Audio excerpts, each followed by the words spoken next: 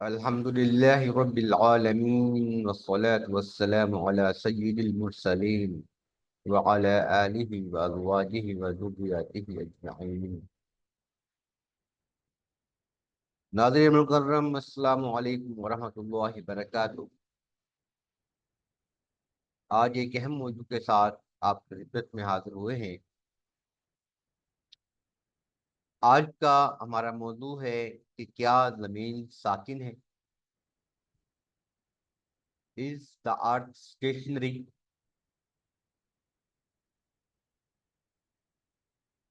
मन यूं तो ये बहस बहुत पुरानी है, कई सदी पुरानी है कि क्या ज़मीन साकिन है या ये हरकत करती है। लेकिन असर हाज़िर में एक दफ़ा फिर जो है ये बहस कह लें कि दोबारा से गर्म हुई है। तो इसलिए हमने मुनासिब समझा कि इस बारे में कुरान और सुन्नत की रहनुमाई जो है वो वज़ाहत के साथ पेश कर दी जाए।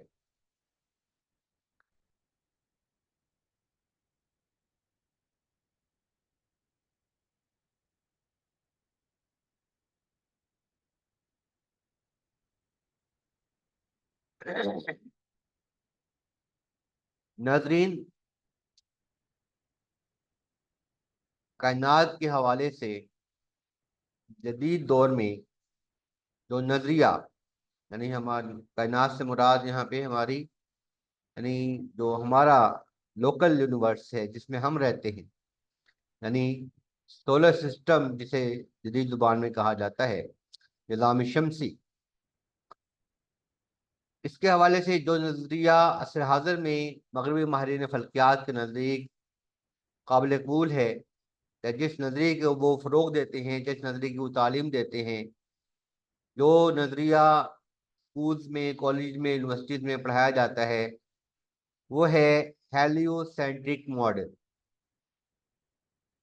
हेलियोसेंट्रिक मॉडल से मुराद ये है कि सूरज हमारे निज़ाम शमसी का, सोलर सिस्टम का मरकज़ है, और कुछ सैयारे जो हैं जिन्हें प्लैनेट्स कहा जाता है इंग्लिश में, वो सूरज के गिर्द गर्दिश करते हैं।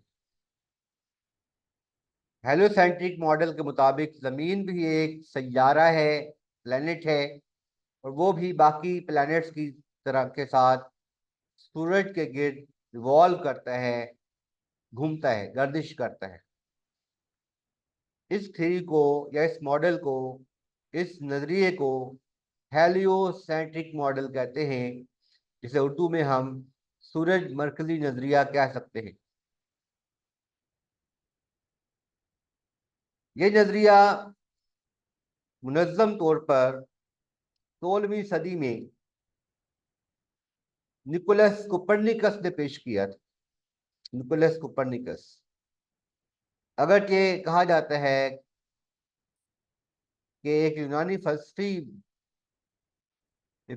जो थे, कुछ यूनानी फलसफी भी इस मॉडल के कायल थे, हेलियोसेंट्रिक मॉडल के, लेकिन वो बहुत महदूद पैमाने पर था। यूनानियों के ज़माने में हेलियोसेंट्रिक मॉडल को कभी भी पजीराई नहीं मिली। हेलियोसेंट्रिक मॉडल 16वीं सदी के बाद दुनिया में जो है वो बाकायदा तफसील के साथ मुतारिफ हुआ है। और निकोलस कुपरनिकस के बाद जोहानस कैपलर और गैलीलियो गैलीली ने अपने मुशाहिदात और तजर्बात की बुना पर निकोलस कुपरनिकस का जो दावा है उसे तस्लीम कर लिया। उसका जो नज़रिया है वो तस्लीम कर लिया कि वाक़ईतन हमारा जो निज़ाम शमसी है उसमें सूरज मरकज़ में है और सैयारे उसके गिर्द घूम रहे हैं। इस थ्योरी को हेलियोसेंट्रिक मॉडल कहा जाता है। और जैसा कि मैं अर्ज कर चुका कि इसका जो यूरोप में जिसने इसको पेश किया है जदीद दौर में, जो कि 16वीं सदी में एक्चुअली ये हुआ था, वह है निकोलस कुपरनिकस। निकोलस कुपरनिकस ने ये नजरिया पेश किया, और जॉन जोहानस कैपलर और गैलीलियो गैलीली ने इसकी तायद की। क्योंकि ये तीन बड़े नाम थे, निकोलस कोपर्निकस, जॉन कैपलर और गैलीलियो गैलीली, इसलिए इसके बाद तो लोग आंखें बंद करके इस नजरिए पर जो है वो यकीन करते चले गए। जैसा कि आज हम भी, हमारे मुआशरे में भी यूरोप के गलबे की वजह से हमारे मुआशरे में भी यही नजरिया ज़्यादातर तस्लीम किया जाता है। इसी नजरिए को स्कूलों और कॉलेजों में पढ़ाया जाता है।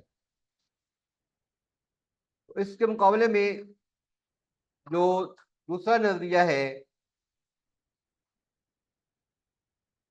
उसे कहते हैं जियोसेंट्रिक मॉडल। ये मॉडल 16वीं सदी से पहले सारी दुनिया में जो है वो राइज था। जियोसेंट्रिक मॉडल में ये समझा जाता था कि जमीन कायनात का मरकज है। उस वक्त जो कायनात है वो समझी भी ये निज़ाम शमसी और सैयारों और सितारों का मजमूआ जो थी, वो उसे समझने की पूरी कायनात समझा जाता था। तो इंसानी जो इल्म है बहुत महदूद था कायनात के हवाले से। तो इसलिए जियोसेंट्रिक मॉडल में ये कहा जाता था कि जो ज़मीन है वो सारी कायनात का मरकज़ है, और सूरज, चांद, सितारे और सैयारे ये सब ज़मीन के गिर्द गर्दिश करते हैं। ये है जियोसेंट्रिक मॉडल। इस नज़रिए को जो सबसे ज़्यादा वजाहत और तफसील के साथ पेश किया गया, अगरचे इसकी इब्तिदा तो ज़ाहिर है यूनान में हुई थी, और यूनानी उसके बाद जो टॉलमी है, टॉलमियस भी जिसे कहते हैं, और जिसको उर्दू में बतलीमूस कहा जाता है। अरबी जुबान में जो बतलीमूस का लफ्ज़ है, नाम है, ये टॉलमी को अरबी में बतलीमूस कहा जाता है। आप अरबी लिटरेचर में या आप उर्दू के पुराने लिटरेचर में टॉलमी की जगह पर बतलीमूस का लफ्ज़ जो है वो देखेंगे। तो बतलीमूस या टॉलमियस, या जिसको सिर्फ टॉलमी भी कहा जाता है, उसने जियोसेंट्रिक मॉडल बड़ी वजाहत के साथ पेश किया, और उसी से मुस्लिम जो माहिरीन फल्कियात थे उन्होंने टॉलमी से ये कह लें कि इल्म जो है बिलवास्ता तौर पर ज़ाहिर है कि हासिल किया। और जो मुस्लिम माहिरीन फल्कियात थे उन्होंने इसको जांचा। ये नहीं कह सकते कि उन्होंने नकल मारी है या कह लो कि मक्खी पे मक्खी मारी है, ऐसा नहीं है। उन्होंने खुद बहरात मुशाहिदात किए, और उन्होंने ये उस वक्त के जो मुशाहिदात थे, तजर्बात थे, उनसे ये साबित होता था कि जियोसेंट्रिक मॉडल जो है वो दुरुस्त है, और यही सेंट जो मॉडल है जियोसेंट्रिक मॉडल, ये कुरान और सुन्नत के ज़्यादा करीब है। ये तसव्वुर जो है मुस्लिम माहिरीन फल्कियात के यहाँ पाया जाता था, और आम उलमा भी, बल्कि यूं कहना चाहिए कि सारी दुनिया में, ये सिर्फ अरब का मामला नहीं है, सिर्फ मुसलमानों का मामला नहीं है। ईसाई और यहूदी और चीन और इंडिया और जितनी भी बड़ी बड़ी तहजीबें कदीम गिनी जाती हैं, उन सब तहजीबों में जियोसेंट्रिक मॉडल जो है वो तस्लीम किया जाता था, और इसी के मुताबिक जो है वो कायनाती अमूर की वजाहत की जाती थी। कुरान हकीम में कोई आयतम वाक़या ऐसी तो नहीं है कि जिसमें जमीन के साकिन होने या इसके सैयारे की तरह सूरज की गिर्द गर्दिश करने की वजाहत तफसील से की गई हो। अलबत्ता कुरान हकीम में ऐसी आयात जरूर मौजूद हैं कि जिनमें सूरज के तुलू व गरूब होने और सूरज के महवे गर्दिश होने का तज़किरा सराहत से किया गया है। और ये जो पुरानी बयानात हैं, ये आम मुशाहिदे के ऐन मुताबिक है कि सूरज मशरिक से तुलू होता है और मगरिब में गरूब होता है। तो बाद नज़र में, यानी कि ज़ाहरी मुशाहिदा भी यही है कि सूरज, हमें लगता है कि ज़मीन के गिर्द गर्दिश कर रहा है, बज़ाहिर मुशाहिदे में भी, ज़ाहिरी मुशाहिदे में भी हमें नजर आता है कि सूरज जो है वो मशरिक से तुलू होकर मगरिब में गुरूब होता है और दोबारा वापस जो है अगले रोज मशरिक से तुलू हो जाता है। तो ये तभी मुमकिन है कि सूरज घूम कर वापस पहली जगह पे आ जाए और गोया जमीन के गिर्द एक पूरा चक्कर काट कर सूरज जो है दोबारा अपना सफर शुरू करता है। तो ये जो नजरिया है कि जमीन दरमियान में है, जमीन सैयारा नहीं है बल्कि साकिन है, और सूरज चांद और सैयारे जमीन के गिर्द गर्दिश करते हैं, ये है जियोसेंट्रिक मॉडल। अब हम देखेंगे कि कुरान हकीम ने इस बारे में हमारी क्या रहनुमाई की है, और जियोसेंट्रिक मॉडल और हेलोसेंट्रिक मॉडल इन दोनों में से कौन सा नजरिया कुरान करीम के करीब है।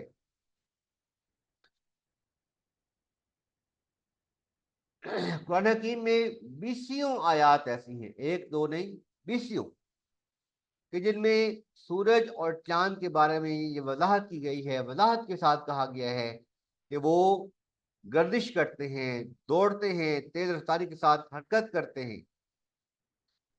और उनमें से हम चंद आयात देख लेते हैं, जिसमें सबसे मशहूर आयत जो है, जो अक्सर लोगों ने सुनी हुई होती है, वो सूरह यासीन की आयत नंबर 36 है, क्योंकि सूरह यासीन अक्सर तिलावत सुनी जाती है, अक्सर जो है सुबह के वक्त लोग तिलावत करते हैं।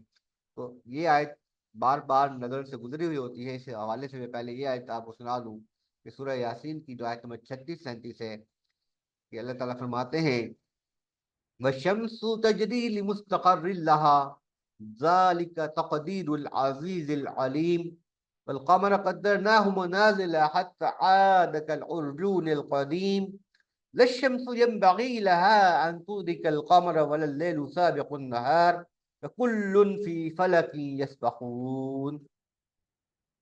ये सूरह यासीन की आयत नंबर 36-37 है। इसके मुताबिक अल्लाह फरमाते हैं कि सूरज दौड़ा चला जाता है, वशम्सु तजरी लिमुस्तक़र्रिन लहा, सूरज अपनी मंजिल की तरफ, अपने ठिकाने की तरफ दौड़ा चला जा रहा है। वशम्सु तजरी लिमुस्तक़र्रिन लहा ज़ालिका तक़दीरुल अज़ीज़िल अलीम, कि ये अल्लाह ताला का मुकर्रर किया हुआ रास्ता है, मुकर्रर किया हुआ कह लें कि ट्रैक है जिस पे सूरज चल रहा है। और तक़दीरुल अज़ीज़िल अलीम, जो ज़बरदस्त है अल्लाह ताला और सब कुछ जानता है, जिससे कोई चीज़ पोशीदा नहीं है, वो आपको ये बता रहा है। वो रब्बे कायनात जिसने सारी कायनात को पैदा किया है, वो बता रहा है कि सूरज साकिन नहीं है, सूरज फिक्स्ड स्टार नहीं है, बल्कि सूरज एक मुनफरद चीज़ है, अपने वजूद में मुनफरद अपनी खासाइश और रखता है, अपनी खास सिफात रखता है। और ये एक ठिकाने की तरफ दौड़ा चला जाता है, और ये जिस ट्रैक पे चल रहा है वो अल्लाह ताला ने वो ट्रैक मुकर्रर किया है। जिस रास्ते पर सूरज चल रहा है वो अल्लाह ताला का मुकर्रर किया हुआ है। वल क़मर क़द्दरनाहु मनाज़िला, और हमने चांद की मंजिलें मुकर्रर कर दी हैं, हत्ता आद कल उर्जून कदीम, यहाँ तक के खजूर की पुरानी शाख की तरह वापस लौट आता है। यानी हम देखते हैं, मुशाहिदा करते हैं कि चांद पहले हिलाल की शक्ल में एक बारीक जो है खमदार टहनी की शक्ल में, बारीक आर्क की शक्ल में, कौस की शक्ल में जाहिर होता है, और फिर आहिस्ता आहिस्ता बढ़ता जाता है, यहाँ तक कि 14 जो तारीख होती है चांद की, उसको चांद मुकम्मल हो जाता है, बदर जिसे कहते हैं। उसके बाद फिर चांद घटना शुरू हो जाता है, यहाँ तक कि 28वीं तारीख को चांद गायब हो जाता है, नजर आना बंद हो जाता है। बिल्कुल फजर के करीब जो है, सुबह के वक्त तकरीबन कुछ देर के लिए नजर आता है, और 29वें दिन को तो बिल्कुल नजर ही नहीं आता, जिसे हम अमावस की रात कहते हैं। और उसके बाद जो है 29वें या 30वें दिन को चांद रात जो शाम के वक्त मगरिब में दोबारा जो है हिलाल बनकर तुलू होता है। तो इसे कुरान ने कहा है कि ये चांद की मंजिलें हैं, मनाजिलुल कमर है। मुनादिरुल कमर से मुराद ये भी है कि चांद भी एक रास्ते पे चल रहा है जो मुख्तलिफ मनाजिल से गुजरता है। और यहाँ पर कुरान में जो यहाँ सूरह यासीन में सूरज का जो ट्रैक है पहले बयान हुआ है और चांद का ट्रैक, चांद की मंजिलों का जिक्र हो रहा है, तो इस जाहिर हो रहा है कि इन दोनों का आपस में ताल्लुक है। और फिर फरमाते हैं इस ताल्लुक को वाज़ेह करने के लिए, लशम्सु लम यंबगी लहा अन तुद्रिकल कमर, नहीं मुमकिन है सूरज के लिए कि वो चांद को जा पकड़े। लेकिन बावजूद इसके कि सूरज दौड़ रहा है, तेज रफ्तारी के साथ चल रहा है, फिर भी चांद सूरज जमीन के गिर्द अपना चक्कर पहले मुकम्मल कर लेते हैं। चांद जमीन के गिर्द अपना चक्कर 28 दिनों में मुकम्मल कर लेता है, जिसे साइड रियल मंथ कहते हैं। और सूरज जमीन के गिर्द जिस रास्ते पर चलता है वो उसे मुकम्मल करने के लिए 1 साल लगता है, जो कि 365 सही 1/4 दिनों के बराबर है। तो ये सूरह यासीन के हवाले से मैंने अर्ज किया कि अल्लाह ताला ने इसमें सूरज और चांद के बारे में बड़े वाज़े तौर पर बता दिया है कि सूरज और चांद दोनों हरकत में हैं। और इस मजीद इससे भी वाज़े अल्फाज आगे अल्लाह ताला फरमाते हैं, कुल्लुन फी फलकी यस्बहून, कि हर एक फलक में तैर रहा है, तैरता है, फ्लोटिंग कर रहा है। अब ये फ्लोटिंग का जो लफ्ज़ है, यानी कि तैरने का जो तस्वुर है, यहाँ पे वो ये कि खला में वो तैर रहे हैं, फलक यानी आसमान में तैर रहे हैं। तो सूरह यासीन की इन आयात से साबित होता है कि सूरज और चांद गर्दिश में है, हरकत करते हैं। एक और मकाम हम देख लेते हैं, सूरह फातिर आयत नंबर 13 है। अल्लाह ताला फरमाते हैं, यूलिजुल लैला फिन नहारी व यूलिजुन नहार फिल लैल व सखर शम्स वल कमर कुल्लुन यजरी लिअजलिन मुसम्मा ज़ालिकुमुल्लाहु रब्बुकुम लहुल मुल्क वल्लज़ीना तदऊन मिन दूनिही मा यमलिकून मिन क़ित्मीर। वो रात को दिन में दाखिल कर देता है और दिन को रात में दाखिल कर देता है, और सूरज और चांद को उसने काम में लगा दिया है, हर एक फर्रा में आज तक चलता है। यही अल्लाह तुम्हारा रब है, उसी की बादशाही है, और उसके सिवा जिन्हें तुम पूछते हो तो खजूर की गुठली पर मौजूद झिल्ली के भी मालिक नहीं है। इस आयत मुबारका में भी वाज़ेह तौर पर बताया है कि सूरज और चांद दोनों दौड़ रहे हैं। तो यासीन में दौड़ने का लफ्ज़ सूरज के लिए आया, और सूरज और चांद दोनों के लिए मुश्तरका तौर पर फरमाया कि यस्बाहून, तैर रहे हैं।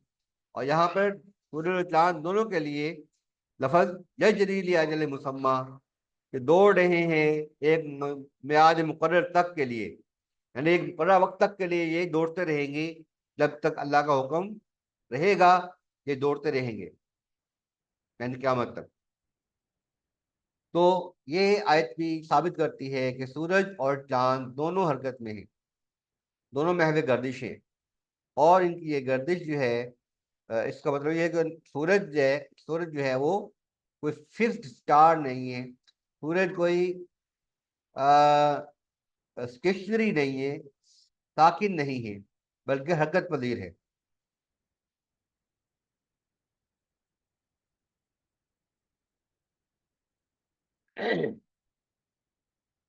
इसकी मजीद वजाहत सूरह रहमान से होती है। ये जो दौड़ने का जो अल्लाह ताला ने बयान किया है या तैरने का जिक्र किया है, इसकी मजीद जो वजाहत है सूरह रहमान की आयत नंबर 5 से होती है कि अल्लाह ताला फरमाते हैं, अशम्सु वल क़मरु बिहुस्बान, कि सूरज और चांद साब मुकर्रर के मुताबिक गर्दिश कर रहे हैं। हुस्बान में जो है वो गर्दिश का मफहूम पाया जाता है, ये इसका फौलान के वजन पे है।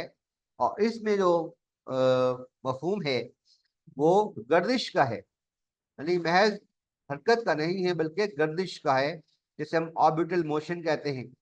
और इमाम मुजाहिद के कौल के मुताबिक ये चक्की की तरह अपने महवर के गिर्द भी घूमते हैं। जिस तरह चक्की घूमती है, चक्की का फलक घूमता है, इसी तरह जो है वो इसी तरह आ, ये सूरज और चांद के जो है वो अपने मदार में भी गर्दिश करते हैं। सूरज और चांद अपने मदार में भी गर्दिश करते हैं।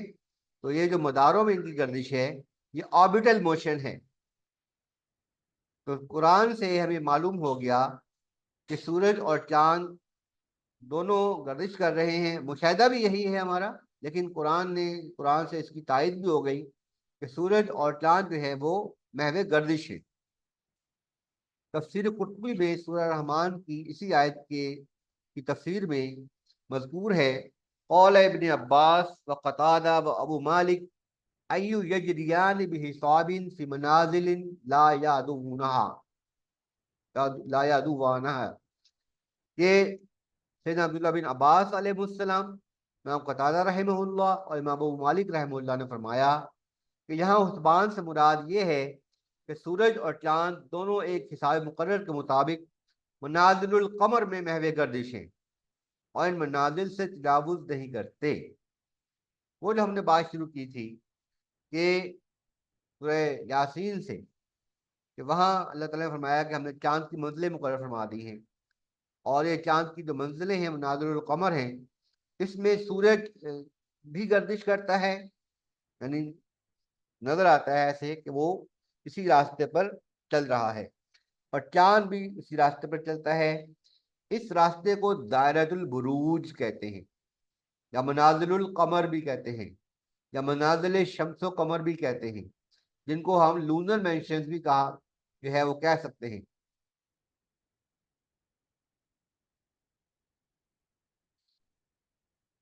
अब यहाँ पे अभी तक जो हमने गुफ्तगू की है वो ये तय तय हो गया है कि सूरज हरकत करता है, गर्दिश करता है, और ये भी तय हो गया कि वो गर्दिश जो है ज़हरी मुशाहिदे के लिहाज से लगता है कि वो जमीन के गिर्द है। ज़ाहरी मुशाहिदा ये कहता है कि वो गर्दिश जमीन के गिर्द है, कि सूरज जो है वो जमीन के गिर्द गर्दिश करता है। अब ये बात किस हद तक दुरुस्त है, और जो साइंटिफिक मॉडल और हेलोसेंट्रिक मॉडल दोनों में से कौन सा दुरुस्त है, या किस की जो है वो कुरान तायद करता है, इसकी तरफ यहाँ पे सूरह फुरकान की आयत नंबर 45 में वाज़ेह इशारा मौजूद है। अल्लाह ताला फरमाते हैं, अलम तरा इला रब्बिका कैफ मद्दुल्ला वलौ शाअ लजअलहु साकिनन सुम्मा जअलना अश-शम्स अलैहि दलीला सुम्मा क़बज़नाहु इलैना क़ब्ज़न यसीरा। कि क्या आपने देखा नहीं कि किस तरह आपका रब पहले तो साये को लंबा करता है, और अगर वो चाहे तो उसे साकिन कर दे, मगर फिर वो सूरज को इस साये के लिए दलील बना देता है। फिर हम उस साये को थोड़ा थोड़ा घटाते जाते हैं। नाज़रीन मुकर्रम, ये आयत मुबारक जो है सायों के बनने और सायों की तवालत और उनके घटने और बढ़ने के अमल का जो ताल्लुक है वो सूरज के साथ बता रही है। तो सूरज को साय के लिए दलील बनाने से मुराद ये है कि सूरज की रोशनी की वजह से ये साया बनता है, और इसी की हरकत के नतीजे में जब शुआओं के जाविये बदलते हैं तो साया घटने लगता है, यहाँ तक कि साया तस्मे की मोटाई के बराबर रह जाता है। फिर साया बढ़ना शुरू हो जाता है, लंबा होना शुरू हो जाता है। हमारा मुशाहिदा है कि साय का घटना और बढ़ना आसमान पर सूरज की मशरिक से मगरिब की तरफ हरकत की वजह से होता है। कुरान ने इस मुशाहिदे की नफी नहीं की। अगर हमारा यह मुशाहिदा गलत होता तो कुरान इसकी इस्लाह कर देता। अगर हमारा ये दावा गलत होता कि कुरान ये जो सूरज है वो ज़मीन के गिर्द गर्दिश करता है, तो कुरान इसकी नफी कर देता। और ये जो कहा जाता है कि सायों के बनने और घटने और बढ़ने का ताल्लुक जो है वो ज़मीन की गर्दिश के साथ है, तो ये जो कुरान ने इसकी नफी की, इसकी कुरान ने नफी की है। जो हेलोसेंट्रिक मॉडल है उसमें ये समझा जाता है कि ज़मीन जो है अपने महवर के गिर्द भी गर्दिश करती है और सूरज के गिर्द भी गर्दिश करती है। अब जो महवर के गिर्द गर्दिश है, लट्टू की तरह गर्दिश जिसे कहा जाता है, तो उस गर्दिश में कहा जाता है कि जब सुबह के वक्त सूर्य की शुआएं तिरछी पड़ती हैं जमीन पर, और जो जो जमीन घूमती जाती है तो शुआएं सीधी होती जाती है, और दोपहर के वक्त वो शुआएं बिल्कुल सीधी हो जाती है, और फिर मजीद जमीन घूमती है तो वो शुआएं तिरछी होती जाती है और साए फिर लंबे होने शुरू हो जाते हैं। पहले साए लंबे होते हैं, छोटे होते जाते हैं दोपहर तक, फिर लंबे होने शुरू हो जाते हैं शाम तक। तो जो जो हेलोसेंट्रिक मॉडल है उसका दावा ये है कि ये अमल सूरज की वजह से नहीं होता, बल्कि जमीन की अपनी हरकत की वजह से होता है, जबकि कुरान ने इस चीज की नफी की। कुरान कहता है कि ये जो सूरज, ये जो साए का घटना और बढ़ना है, ये जमीन की किसी अपनी हरकत की वजह से नहीं है, बल्कि ये सूरज की हरकत की वजह से है। सूरज जो मशरिक से मगरिब की तरफ हरकत करता है, उसकी शुआएं जो उनके जाविये तब्दील होते हैं, शुआओं के, सन रेज के जो एंगल्स चेंज होते हैं, तो उससे जो है साए घटते और बढ़ते हैं, ना कि जमीन की अपनी हरकत की वजह से। बल्कि यहाँ पे फरमाया कि वलौ शाअ लजालहु साकिना, कि अगर अल्लाह चाहता तो साया साकिन रहता, घटता बढ़ता नहीं, लेकिन साया घटता बढ़ता है। और अल्लाह ताला फरमाते हैं कि इसके घटने बढ़ने का सबब यह है कि जअलना शम्सा अलैहि दलीला, कि हमने सूरज को इस साय के घटने बढ़ने के लिए दलील बना दिया है। यानी उसका सबब जो है, दलील से मुराद यहाँ सबब है, इल्लत है उसकी, कि सायों के घटने बढ़ने की जो इल्लत है, सायों के घटने बढ़ने का जो सबब है, वो सूरज की हरकत है, ना कि जमीन की कोई अपनी फर्जी हरकत। तो इस आयत मुबारक से, सूरह फुरकान से, हेलोसेंट्रिक थ्योरी, हेलोसेंट्रिक मॉडल के इस हिस्से की नफी हो जाती है कि जमीन साकिन है, सॉरी, कि जमीन सूर्य के गिर्द गर्दिश करती है, और ये भी कि जमीन जो है कि महवरी हरकत की वजह से साए छोटे और बड़े होते हैं। कुरान से इस चीज की नफी हो जाती है।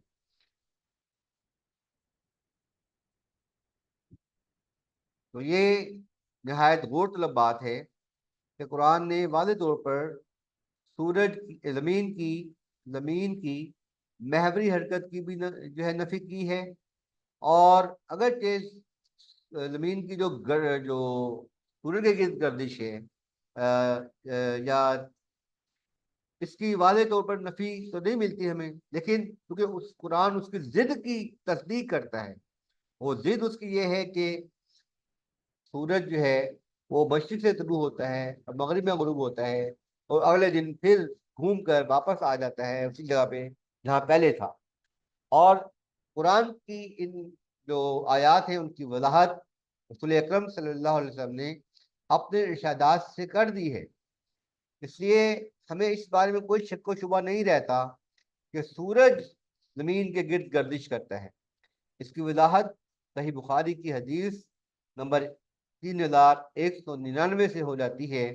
हज़रत अबू ज़र ग़िफ़ारी रज़ियल्लाहु अन्हु से रवायत है कि नबी करीम सल्लल्लाहु अलैहि वसल्लम ने फरमाया, ने जब सूरज गुरूब हुआ तो हज़रत अबू ज़र रज़ियल्लाहु अन्हु से फरमाया, क्या तुम जानते हो कि ये कहाँ जाता है? तो सूरज गुरूब हुआ, उस वक्त हज़रत अबू ज़र ग़िफ़ारी रज़ियल्लाहु अन्हु नबी सल्लल्लाहु अलैहि वसल्लम की खिदमत में हाजिर थे। तो नबी सल्लल्लाहु अलैहि वसल्लम ने हज़रत अबू ज़र ग़िफ़ारी से पूछा कि क्या तुम जानते हो कि ये सूरज कहाँ जाता है? वो अर्ज करते हैं, मैंने अर्ज किया, अल्लाह और उसके रसूल बेहतर जानते हैं। यानी अल्लाह ताला और उसके रसूल ही बेहतर जानता है कि सूरज कहाँ जाता है। तो आप सल्लल्लाहु अलैहि वसल्लम ने फरमाया, ये सूरज जाता है और अर्श के नीचे सजदा करता है, फिर तुलू होने के लिए इजाजत तलब करता है और इसे इजाजत दे दी जाती है। ये रूटीन की बात है, यानी मामूल का जो रवैया है, मामूल का जो जो मामूल है रोजाना का, वो ये है कि सूरज रोजाना गुरूब होने के बाद अल्लाह को सजदा करता है, और उस सजदे में अल्लाह से रिक्वेस्ट करता है कि उसे दोबारा तुलू होने की इजाज़त दें। तो अल्लाह ताला उनको उसको सूरज को इजाज़त दे देते हैं, और सूरज अल्लाह के हुक्म से अगले रोज दोबारा तुलू हो जाता है। आगे फरमाते हैं, नबी सल्लल्लाहु अलैहि वसल्लम फरमाते हैं, और करीब ऐसा वक्त आएगा कि ये सजदा करेगा लेकिन उसे कबूल नहीं किया जाएगा, और ये इजाज़त तलब करेगा लेकिन उसे इजाज़त नहीं दी जाएगी। यानी एक वक्त ऐसा आने वाला है, एक दिन ऐसा आने वाला है कि जब सूरज अपनी अपने मामूल के मुताबिक अल्लाह ताला को सजदा करेगा और इजाज़त तलब करेगा, लेकिन उसे इजाज़त नहीं मिलेगी। और उससे कहा जाएगा, तो उससे कहा जाएगा वहां वापस चला जा जहां से आया था। फिर ये मगरिब से तुलू होगा, तो ये दोबारा मगरिब से तुलू हो जाएगा, दोबारा नहीं, फिर ये मशरिक से तुलू होने के बजाय मगरिब से तुलू होगा क़यामत के दिन। वो क़यामत के दिन होगा जैसा कि इरशाद बारी ताला है, वश्शम्सु तजरी लिमुस्तक़र्रिन लहा ज़ालिका तक़दीरुल अज़ीज़िल अलीम। तो इस हदीस के मुताबिक जो मुस्तक़र है सूरज का, वो मुस्तक़र मकानी है, और मुस्तक़र यहाँ पे जो मुराद लिया गया है वो मुस्तक़र ज़मानी मुराद लिया गया है। मुस्तक़र दो किस्म के हैं सूरज के, एक मुस्तक़र ज़मानी है और एक मुस्तक़र मकानी है। मुस्तक़र मकानी से मुराद ये है कि वो मकाम जहाँ पर सूरज सजदा करता है, और मुस्तक़र ज़मानी से मुराद है कि वो आखिरी वक्त, वो आखिरी दिन, जिस दिन उसे वो सजदा तो करेगा लेकिन उसे मशरिक से तलू होने की इजाज़त नहीं मिलेगी, बल्कि उससे कहा जाएगा कि तुम मगरिब से तलू हो जाओ। सूरह यासीन की इसी आयत को नबी सल्लल्लाहु अलैहि वसल्लम ने कोट की है, आयत नंबर 36 को, कि जो अल्लाह ताला ने फरमाया है, वशम्सु तजरी लिमुस्तक़र्रिन लहा, सूरज अपने मुस्तकर की तरफ दौड़ा चला जा रहा है, अपने ठिकाने की तरफ दौड़ा चला जा रहा है।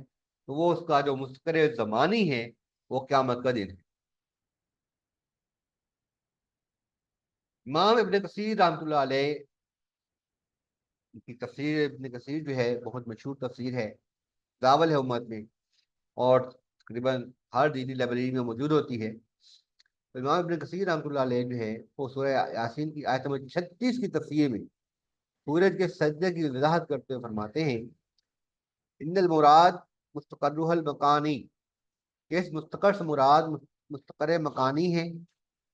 वह हुआ तहतल अर्श, यानी अगर हम इसको मुस्तकर मकानी मुराद लें तो वो तहतुल अर्श है, बिमा यलिल अर्दु फी ज़ालिकल जानिब, जो कि ज़मीन के नीचे मुखालिफ जानिब मौजूद है।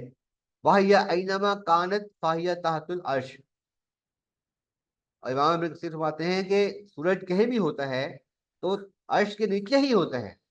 लेकिन फिर यहाँ पर खास तौर पर जो फरमाया गया है हदीस शरीफ में कि वो जाता है अर्श के नीचे और सजदा करता है, यानी वहाँ होता तो वो अर्श के नीचे ही है, लेकिन मकसूद उस खास वक्त की तरफ इशारा करना है कि जब वो सजदा करता है। तो फरमाते हैं, ऐनमा कानत फी फाहिया तहत अर्शी व जमीउल मखलूकात जन्ना सक़्फ़ुहा जन्नहु सक़्फ़ुहा। तो फरमाते हैं कि तुम सूरज कहाँ कहीं भी हो, वो अर्श के नीचे ही होता है। उसी तरह सारी मखलूकात भी अर्श के नीचे ही होती हैं, क्योंकि अर्श जो है वो पूरी कायनात का की छत है। वलैसा बिकुरा कमा यज़अमुहु कसीरुम मिनल अरबाबिल हैआ।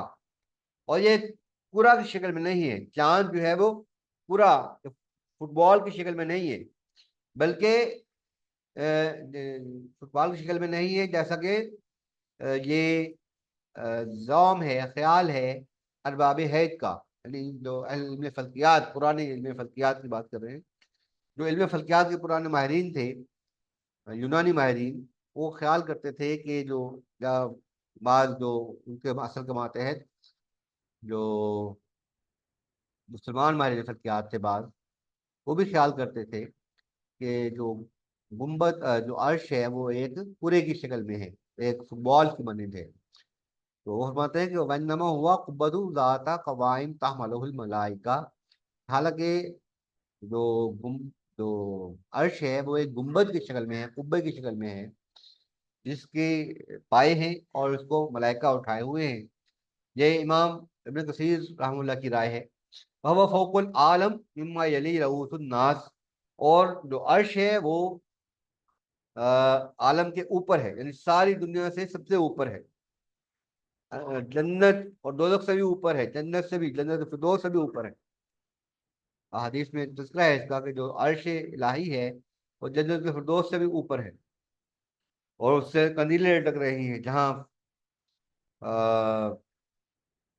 शुहदा और अम्बिया की रूहें जो है क़याम करती। भागा वह फ़ौकुल आलम इम्मा इलैहि रऊसुन नास, कि अर्श जो है वो इन सारे दुनिया से ऊपर अ, इंसानों के सरों की जानिब होता है।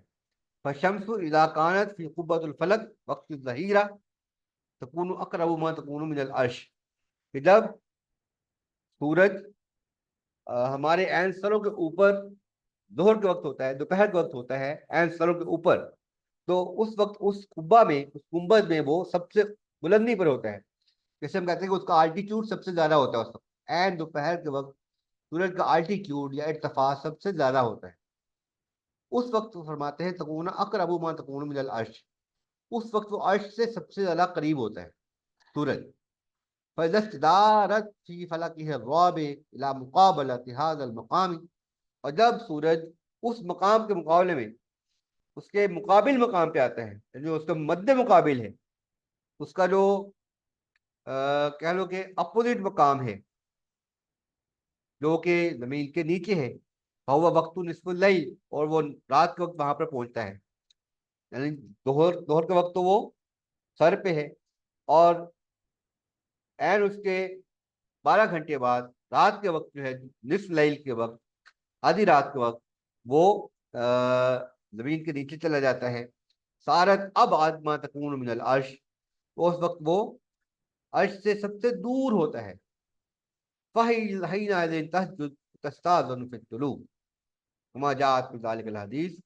तो उस वक्त वो सजदा करता है और तलू होने के लिए इजाजत तलब करता है, जैसा कि अहादीस में मजबूर है, जो हमने हदीस अभी पढ़ी है सहीह बुखारी शरीफ की। और भी मतलब अहादीस की कुतुब में मौजूद है।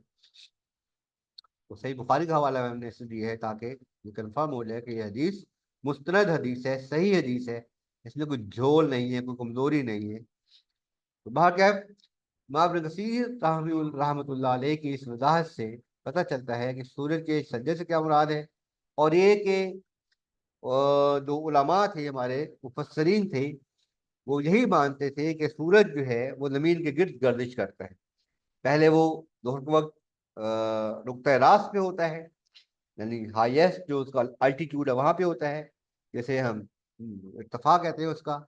और फिर जो है वो रात के वक्त, निस रात को, एंड जमीन के नीचे होता है, उस जानिब से मुखालिफ जानिब होता है जहां पर दिन में था, और उसको, उस वक्त को, उस वक्त वो सजदा करता है और दोबारा तबू होने का के लिए इजाजत तलब करता है। अब ये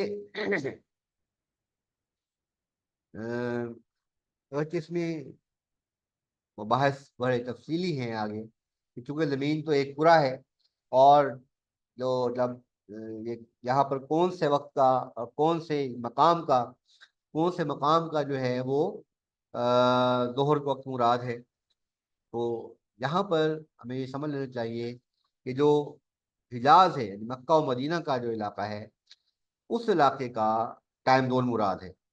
याद रखें, मक्का टाइम जोन, यानी ये जो वक्त जोहर का से मुराद है और जो निस्फ लैल का मुराद है, ये मक्का टाइम जोन के मुताबिक है। ये याद, ये मक्का टाइम जोन के मुताबिक है।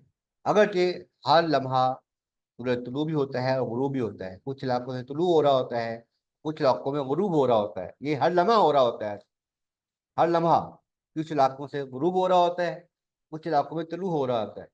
तो फिर जो इस तरह की अहादीस हैं उनका हम जो है वो तयन करने के लिए कि वो कोई ख़ास वक्त मुराद है, तो उससे ख़ास वक्त जो है वो आमतौर पर हम ये कहते हैं वो मक्का टाइम जोन है। मक्का का जो मकामी वक्त है, उसके मुताबिक जो वक्त दोहर है, और उसके मुताबिक जो निस्फुल लैल है, वो खास वो वक्त मुराद है यहाँ पे। अल्लाहु आलम।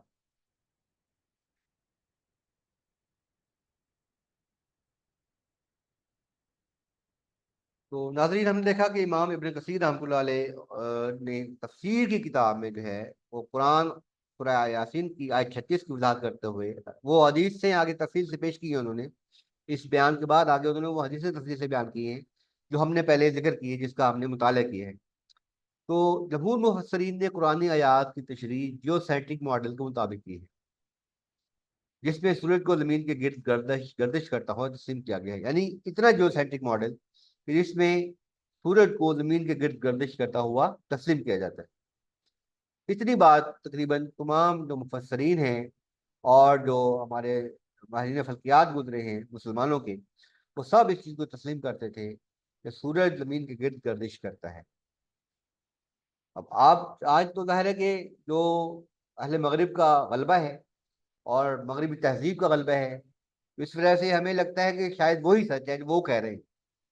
आगे चल के हम देखेंगे कि ये सच नहीं है जो वो कह रहे हैं। हेलोसेंट्रिक थ्योरी मुकम्मल तौर पर दुरुस्त नहीं है, जुज़वी तौर पर दुरुस्त है। इसी तरह हम आगे देखेंगे कि जो जियोसेंट्रिक मॉडल है वो भी मुकम्मल तौर पर दुरुस्त नहीं है, बल्कि उसमें भी खामी है। अब जियोसेंट्रिक मॉडल और हेलोसेंट्रिक मॉडल दोनों का हम मुवाजना कुरानी आयात से करेंगे और नतीजा अखज़ करेंगे कि इनमें से कहाँ कहाँ पे खामी है और कहाँ कहाँ पे इनकी राय दुरुस्त है। तो इमामुल मुतकल्लिमीन इमाम फ़खरुद्दीन राज़ी अल अशरी रहमहुल्लाह ने भी अपनी तफसीर कबीर में जियोसेंट्रिक मॉडल को दुरुस्त तस्लीम किया है और सूरज के तुलू गुरूब के मुशाहिदे के मुताबिक ही फल्कियाती आयात की तशरीह की है। जो जो इमाम फ़खरुद्दीन राज़ी हैं वो समझे कि नुमाइंदे हैं उन लोगों के जो कह लें कि अकली, जो कह लें हमारा कुंबा कबीला है, जो अकल को ज़्यादा अहमियत देता है, हत्ता के रवायात पर भी फोकस दे देता है। तो वो जो हमारा तबका है उलमा का, वो अशरी उनकी नुमाइंदगी करते हैं। इमाम फखरुद्दीन राजी उनके नुमाइंदा है। और दूसरी जानिब जो हनाबिला हैं उनको रवायत पसंद समझा जाता है कि वो रवायत को अकल पर तरजीह देते हैं। तो उनके जो नुमाइंदा हैं वो इमामुल मुतकल्लिमीन इमाम इब्न तैमिया अल हम्बली रहमहुल्लाह हैं।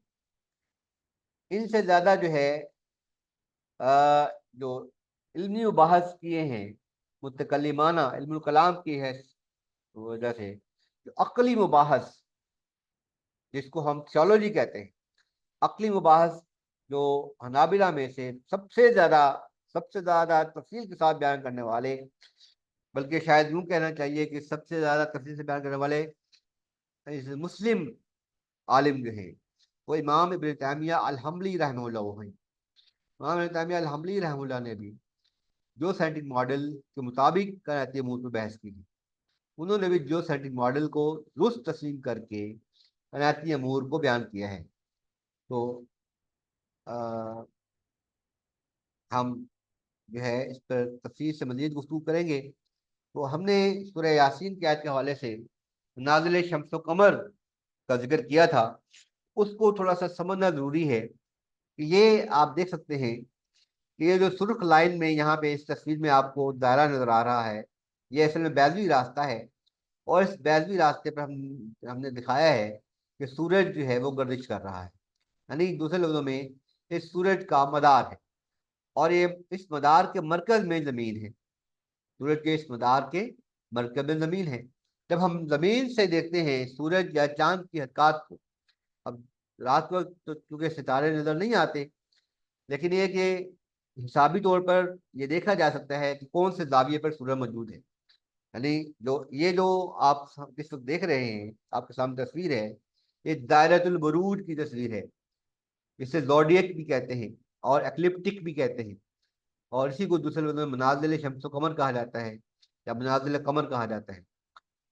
तो जो इस्लामी यानी कि या इस्लामी हमारे पास लिटरेचर है फल्कियात का, यानी मुस्लिम फल्कियात, माहिरीन फल्कियात जो है उन्होंने आमतौर पर 28 मंजिलें मुकर्रर की हैं चांद की।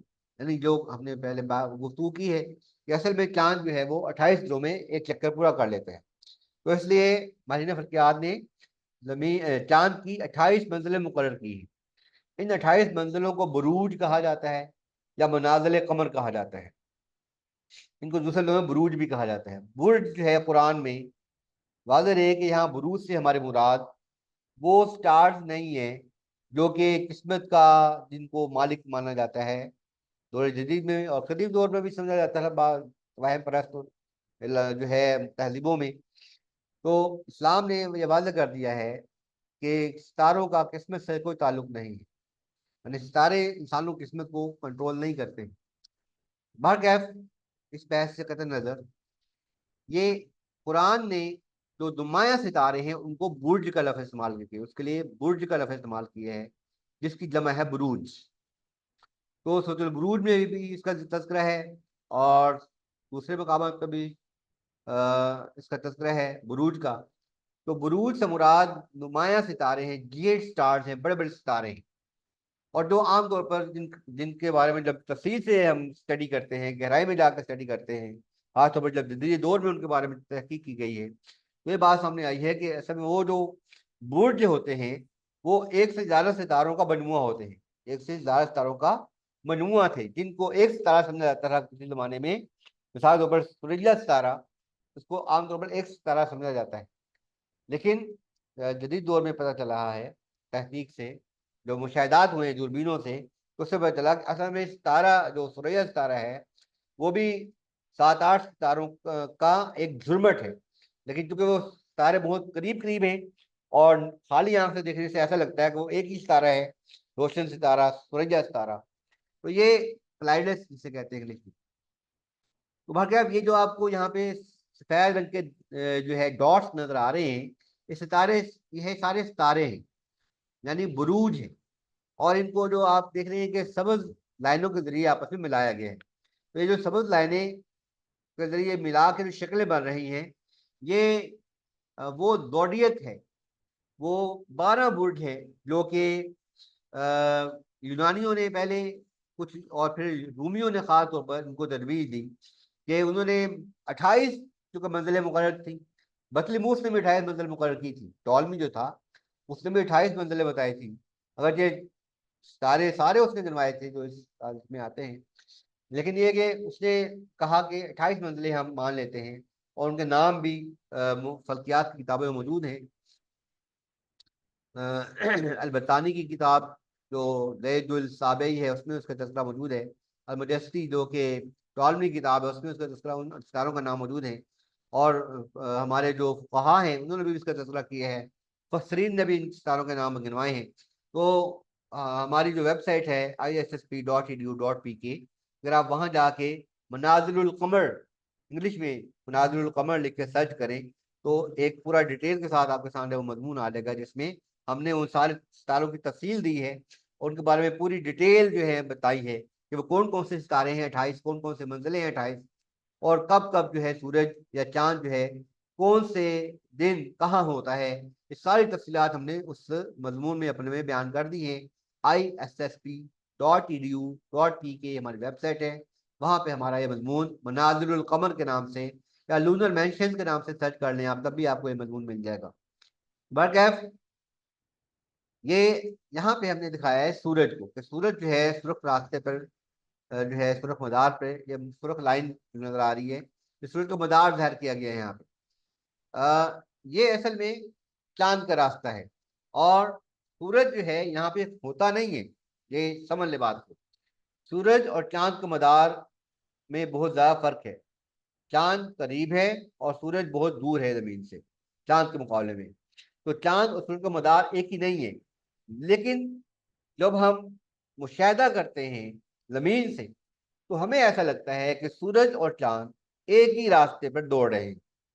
उस रास्ते को कहते हैं दायरतुल बुरूज या एक्लिप्टिक या जोडियक भी कह देते हैं, ZODIAC जोडियक।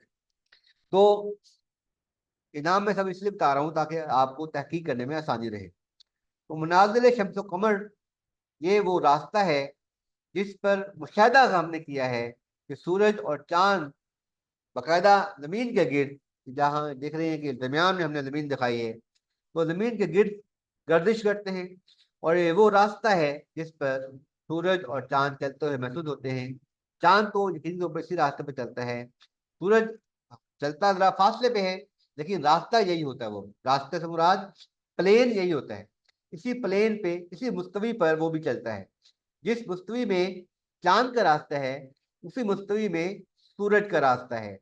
और ये एक पट्टी बनती है जिसे जोडिएक कहा जाता है, बेल्ट, जोडिएक बेल्ट भी कहा जाता है, ये सिर्फ जोडिएक कह देते हैं। और इस जोडिएक के अंदर, इस पट्टी के अंदर, इस दायरतुल बुरूज के अंदर जो है, वो सूरज भी हरकत करता है, चांद भी हरकत करता है, और सियारे भी इसी इसी दायरतुल बुरूज के अंदर हरकत करते हैं, गर्दिश करते हैं, यानी इसी रास्ते पर चलते हुए महसूस होते हैं।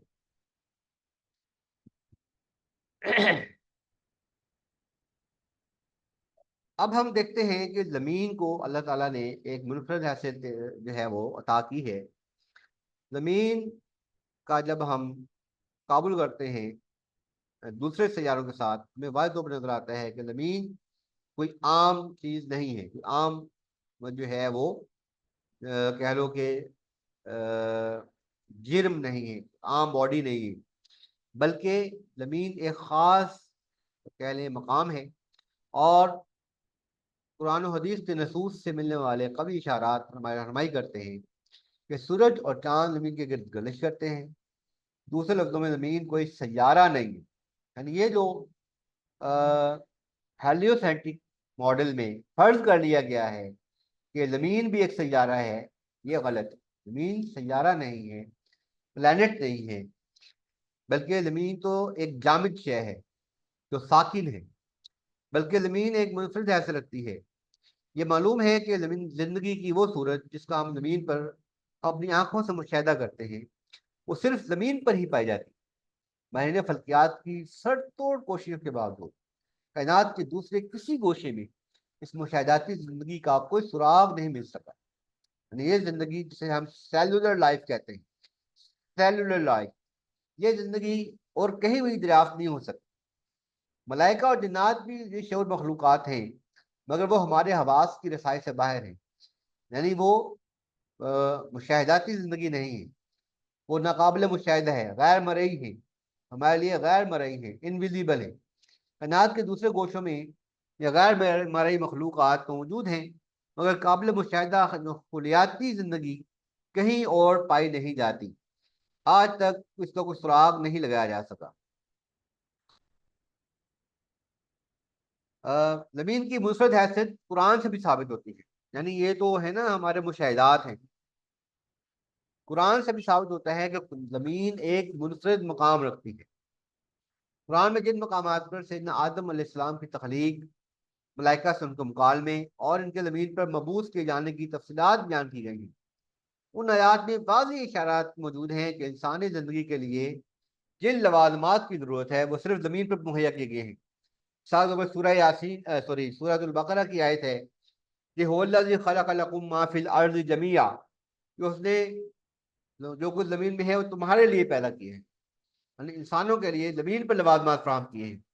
और सूरह बकरा में ही जहाँ पर आदम अलैहिस्सलाम का तज़किरा है, जहाँ पर वो आयत है वइज़ क़ाल रब्बुका लिल मलाइकति इसजुदू लिआदम फसजदू इल्ला इब्लीस अबा वस्तकबरा व काना मिनल काफिरीन। तो ये आयत जो है वहाँ पे आगे चलकर अल्लाह फरमाते हैं तो कुल्ना बितू मिनहा जमिया, हमने उनसे कहा, यानी आदम अलैहिस्सलाम, हव्वा अलैहिस्सलाम और शैतान, तीनों से कहा कुल्ना बितू मिनहा जमिया, कि नीचे उतर जाओ जमीन पर। और क्या फरमाया कि तुम्हारे लिए जमीन पर एक मुकर्रर मुद्दत तक के लिए फायदे की चीजें हैं।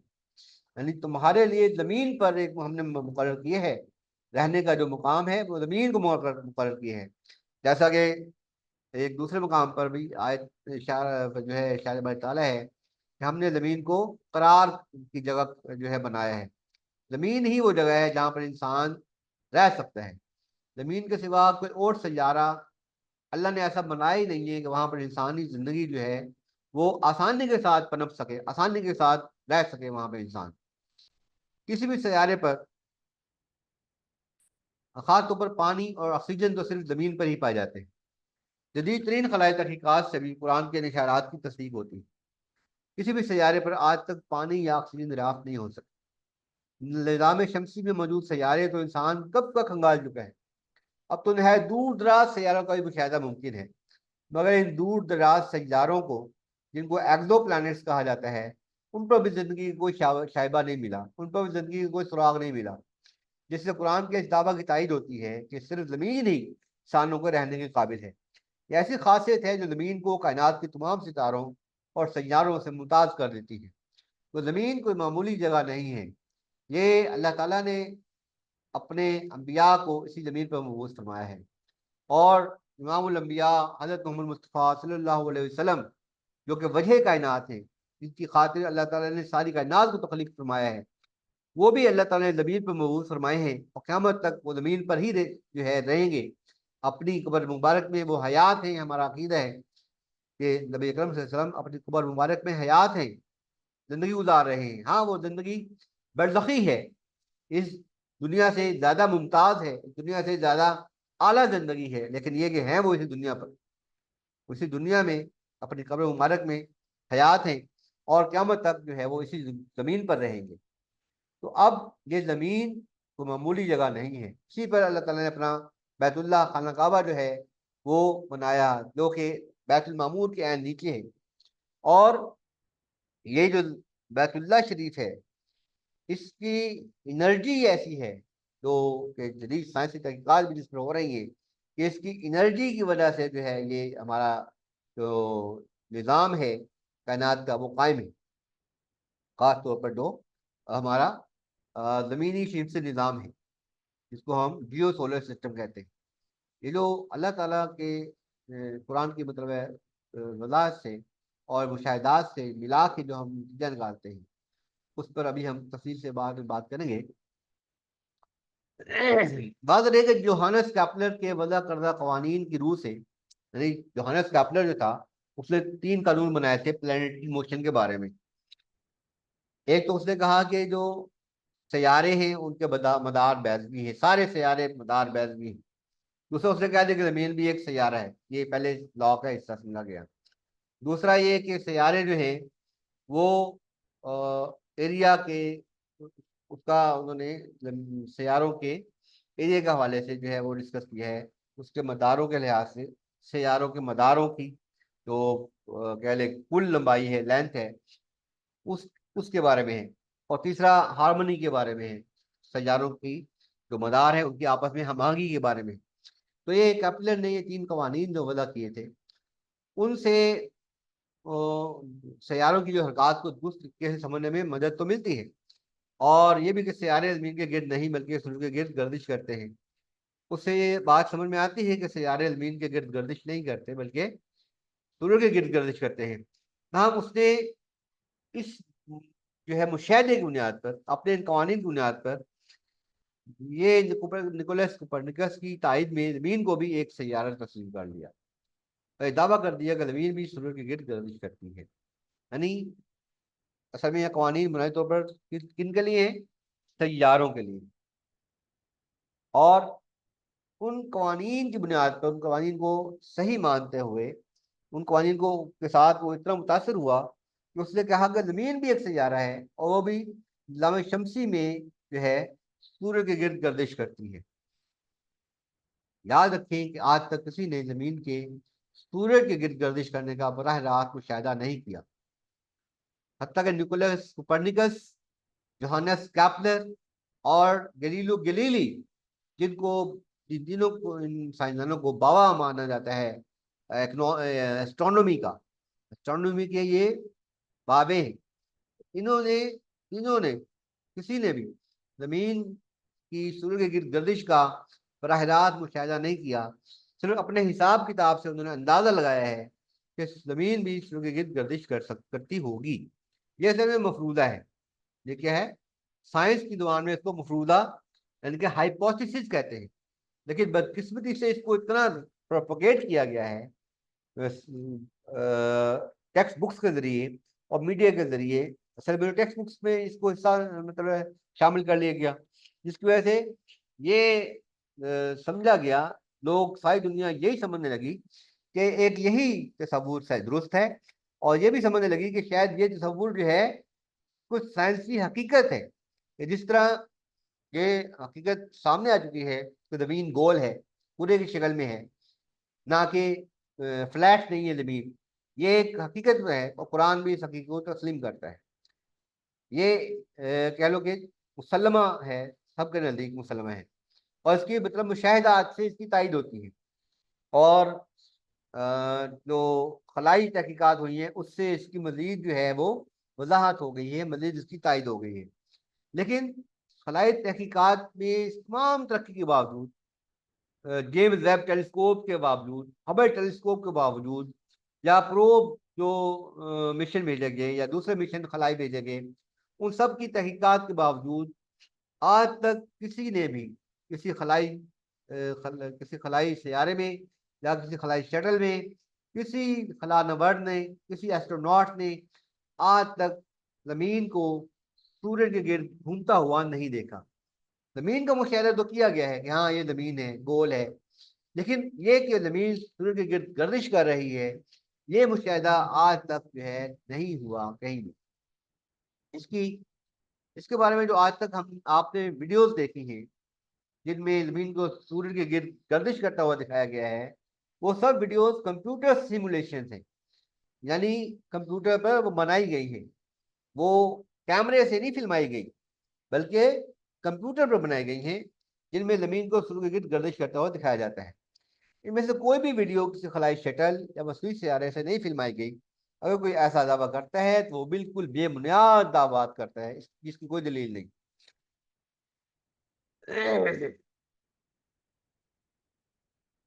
तो अब जब ये वाज़ेह हो गया है कि असल में ये जो जो बात है कि ज़मीन एक सैयारा है और सूरज के गिर्द गर्दिश करती है, ये एक मफरूज़ा है, हाइपोथेसिस है साइंस की, मतलब है नज़र में, साइंस साइंसी तहकीकात में, साइंसिक टर्मिनोलॉजी में, साइंटिफिक टर्मिनोलॉजी में ये एक हाइपोथेसिस है।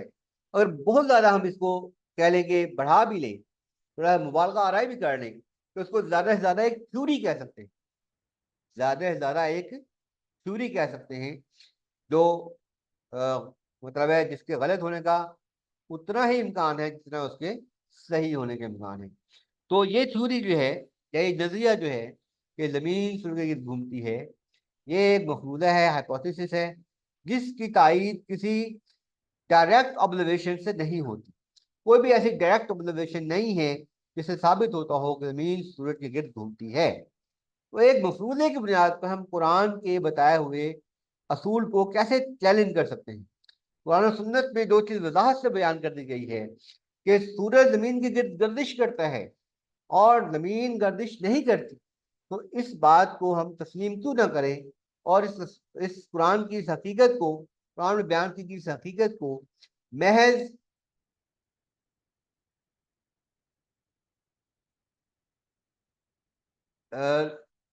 एक मफरूज़े की बुनियाद पर कैसे जुटला दें, कुरान की आयत को, नबी सल्लल्लाहु अलैहि वसल्लम के फरामीन को एक मफरूज़े की बुनियाद पर कैसे जुटला दें। ये मेरी आपसे गुजारिश है कि आप जो है इस पर खुद रिसर्च करें, ये मेरे बयान पर इत्तफा ना करें। ये ना समझे कि मैंने कह दिया है जो वो पत्थर पे लकीर है। आप खुद तहकीक करें, खुद एस्ट्रोनॉमी की जो वेबसाइट है, फल्कियात के बारे में जो वेबसाइट्स हैं, मसलन astronomy.com मशहूर वेबसाइट है, उस पर आप जाके देख लें, या और space.com वेबसाइट है, या नासा की वेबसाइट है। आप इन सब वेबसाइट्स को देखें, खंगालें, खूब रिसर्च करें, देखें, और सर्च क्या करने कि direct evidence for the orbital motion of earth around the sun, direct observation या direct evidence for the orbital motion of earth around the sun. ये आप सर्च करें, गूगल पे सर्च कर लें, फिर देखें कि आपको कितने दलाइल मिलते हैं, कितने ज़्यादा मुशाहिदात, कितने ज़्यादा एविडेंस एविडेंस मिलते हैं जैसे साबित होता है कि ज़मीन जो है वो सूरज के गिर्द घूमती है। देखिए कितने आपको मुशाहिदात मिलते हैं। या कितने ऐसे सबूत मिलते हैं? ये यकीन जाने के चंद दिन पहले तक इस मौजू पर बाकायदा डीपली तहकीक करने से पहले खुद मैं भी साइंस की वजह से और मगरबी एस्ट्रोनॉमी की वजह से इस चीज़ का कायल हो गया था, इसका कायल रहा हूँ बल्कि मैं चाहिए अपनी स्टूडेंट लाइफ में भी और अपनी बाद वाली ज़िंदगी में भी, कि सूरज जो है वो मरकज में है और ज़मीन एक सैयारा है, दूसरे सैयारों के साथ जमीन के सूर्य के गिर्द गर्दिश करता है। यानी जो हेलोसेंट्रिक थ्योरी है, हेलोसेंट्रिक मॉडल है, उससे के मुताबिक हमने पढ़ा था, उसी के मुताबिक पढ़ाया हमेशा।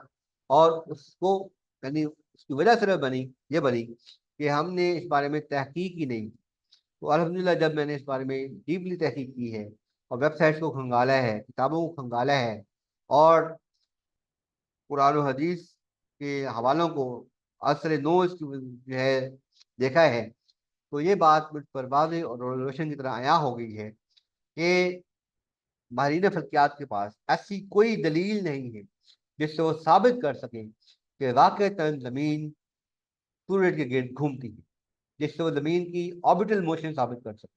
उनके पास कोई दलील नहीं है, कोई डायरेक्ट ऑब्जर्वेशन नहीं है, कोई एविडेंस नहीं है। अलबत्ता एक चीज जिसको वो बयान करते हैं, चीजें जो दो तीन है जिसको जो मगरबी माहिरीन है वो दावा करते हैं कि इसकी वजह से हम मानते हैं कि जमीन सूरज की घूमती है। उनमें सबसे जो कभी दलील उनके नजदीक है वो है स्टार पैरालैक्स या स्केलर पैरालैक्स। स्टार पैरालैक्स ये है कि जब हम किसी सितारे का साल के मुख्तलिफ दिनों में मुशाहिदा करते हैं दूरबीन के जरिए, टेलीस्कोप के जरिए, और तो हमें जो है वो ये लगता है कि सितारा अपनी जगह तब्दील कर रहा है, थोड़ी थोड़ी जगह तब्दील करता है वो। ये ज़ाहिरी तौर पर मुशाहिदा होता है ऐसे, ज़ाहिरी तौर पर लगता है ऐसे है जब साल के मुख्तलिफ दिनों में एक ही सितारे का मुशाहिदा करते हैं, तो यूं लगता है कि जैसे वो अपनी जगह तब्दील करता है। लेकिन साइंस यानी एस्ट्रोनॉमी इस बात को तस्लीम करती है कि ये पैरालेक्स है। पैरालेक्स कहते हैं नजर का धोखा, मुनाजरी इख्तलाफ। यानी एक्चुअली सितारे अपनी जगह चेंज नहीं करते, सितारे सवाबित हैं, फिक्स्ड हैं, वो अपनी जगह चेंज आमतौर पर नहीं करते हैं। यानी जिस जगह वो हैं वहां से आगे पीछे नहीं होते, वहां से आगे पीछे यानी दूसरे सैयारों के लिहाज से अपने उनके पड़ोसी सितारे हैं सॉरी, सितारों के जो पड़ोसी सितारे हैं उनके लिहाज से, उनके रिलेटिवली वो जगह तब्दील नहीं करते। तारों के पड़ोस में जो दूसरे सितारे हैं, इस बात को अच्छी तरह समझ लें कि सितारों के पड़ोस में जो दूसरे सितारे होते हैं वो उनके लिहाज से, उनके रिलेटिव जगह अपनी तब्दील नहीं करते हैं, इसलिए उनको फिक्स स्टार्स कहा जाता है। हाँ, कक्षाओं के बारे में ये जदीद तहकीक ये है कि वो पूरी की पूरी कक्षा सितारों समेत बहुत तेज रफ्तारी के साथ जो है वो सफर तय करती है। तो इस एतबार से वो दूसरी जो क्या कक्षाएं हैं उनके एतबार से उनके रिलेटिव वो सितारे सफर करते हैं। लेकिन अपने ही कक्षा के दूसरे जो सितारे हैं उनकी निस्बत से उनके रिलेटिव वो सितारे अपने आप तब्दील नहीं करते। तो ये जो पैरेलैक्स है, स्टार पैरालैक्स या स्केलर पैरालैक्स जिसे कहा जाता है, ये नजर का धोखा है। ये सिर्फ लगता है कि साल के मुख्तलिफ दिनों में अगर उनको मुशाहिदा करें तो वो ऐसा लगता है कि वो अपनी जगह तब्दील कर रहा है, लेकिन हकीकत में तारा अपनी जगह तब्दील नहीं करता। एक ही कक्षा के अंदर तारा अपनी जगह तब्दील नहीं करता दूसरे सितारों के लिहाज से। तो ये जो स्केलर पैरालैक्स है इसके बारे में माहिरीन फल्कियात का दावा ये है कि ये जमीन की हरकत की वजह से होता है, जमीन की ऑर्बिटल मोशन की वजह से होता है। यानी जो एस्ट्रोनॉमी, जदीद एस्ट्रोनॉमी के माहिरीन हैं, माहिरीन फल्कियात हैं, एस्ट्रोनॉमी एस्ट्रोनॉमर्स हैं इनके, उनका दावा ये है कि जो स्केलर पैरालैक्स है उसकी वजह जमीन की सूर्य के गिर्द गर्दिश है। तो ज़मीन से गर्दिश करती है, तो वो चूँकि हम मुख्तलिफ मकामात पर होते हैं, इसलिए मुख्तलिफ मकामात पर होने की वजह से स्टार पैरालैक्स होता है। तो ये एक महज मफरूज़ा है जिसकी कोई मुदल्लल जो है उसका सबूत नहीं है, कोई ठोस सबूत नहीं है। ये महज एक मफरूज़ा है कि अच्छा तो फिर तो ज़मीन घूमती होगी, यानी ये बात है, हालांकि इसमें कोई हकीकत नहीं है। अब यहाँ पे एक और बात जान लीजिए कि हमने ये अर्ज किया था कि हमने ये देखना है कि क्या हेलियोसेंट्रिक थ्योरी या हेलियोसेंट्रिक मॉडल कुलियतन गलत है या उसमें कुछ बातें गलत है। ये बात कि जमीन सैयारा है और सूर्य के गिर्द घूमता है, ये तो है हेलियोसेंट्रिक मॉडल की बात गलत। और ये जो बात है कि सैयारे दूसरे सैयारे सूर्य के गिर्द घूमते हैं, जमीन तो सैयारा ही नहीं है, तो बाकी रह गए जो सैयारे हैं एक्चुअली, जिनको हम जब रात को मुशाहिदा कर सकते हैं आंख से भी और दूरबीन से भी, तो उन सैयारों के बारे में जदीद तहकीक ये दुरुस्त है कि वो सूरज के गिर्द गर्दिश करते हैं। ये तहकीक दुरुस्त क्यों है, उसकी वजह में हम आपको बता देते हैं। एक तो एक सैयारे भी दायरतुल बुरूज में हरकत करते हुए महसूस होते हैं, जिसकी वजह से कदीम माहिरीन फल्कियात ने ये राय कायम कर ली थी कि सैयारे भी ज़मीन के गिर्द गर्दिश करते हैं। लेकिन कुछ ऐसे मुशाहिदात हैं कि जो इस राय पर सवाल उठाते पैदा करते हैं, इस बारे में सवाल पैदा करते हैं कि ये कैसे मुमकिन है। इसकी वजह ये है कि एक वजह तो ये है कि बाल सैयारे हरकत करते करते पीछे की तरफ सफर शुरू कर जाते हैं। सूरज आपको पता है मशरिक से तुलू होता है, मगरिब की तरफ जाता है। सितारे और सैयारे भी रात को मशरिक से तुलू होते हैं और मगरिब की तरफ जाते हैं आमतौर पर। लेकिन सैयारे ही साल के कुछ दिनों में या कुछ महीनों में या कुछ हफ्तों में मशरिक से मगरिब की तरफ जाने के बजाय मगरिब से मशरिक की तरफ जाना शुरू कर देते हैं, यानी उल्टी चाल शुरू कर देते हैं। इस उल्टी चाल को एस्ट्रोनॉमी की जुबान में रेट्रोग्रेड मोशन कहते हैं, रेट्रोग्रेडेशन या रेट्रोग्रेड मोशन कहते हैं, उल्टी चाल जिसे उर्दू में कह सकते हैं उल्टी चाल। तो ये सैयारों की उल्टी चाल का दौरानिया चंद हफ्तों से लेकर चंद महीनों तक हो सकता है। मिसाल के तौर पर मरीख यानी मार्स जो है वो 2 माह तक उल्टी चाल चलता है, मुश्तरी 4 माह तक, जिसे जुपिटर कहते हैं, लोहल यानी सैटर्न और यूरेनस और नेपच्यून, लोहल का सैटर्न, इसके अलावा यूरेनस और नेपच्यून, ये तीनों से जो सैयारे हैं, तीनों जो प्लैनेट्स हैं, ये 5 माह तक उल्टी चाल चलते हैं। यानी मशरिक से मगरिब की तरफ सफर करने के बजाय मगरिब से मशरिक की तरफ सफर करते हैं। ये उल्टी चाल क्यों होती है, ये इसकी जो वजाहत है, अगरचे एपिसाइकल्स के जरिए टॉलमी ने की थी, टॉलमी ने इसकी वजाहत करने की कोशिश की थी, ये एपिसाइकल्स की वजह से ऐसा होता है, लेकिन वो ऐसी वजाहत थी तो एक तो बहुत ज़्यादा कॉम्प्लिकेटेड थी, दूसरी ये कि वो काबिल इत्मीनान नहीं थी। यानी उससे तमाम फल्कियात जो वाले थे, मैंने फल्कियात थे, वो सब लोग मुतमिन नहीं होते थे कि हाँ यही वजह हो सकती है।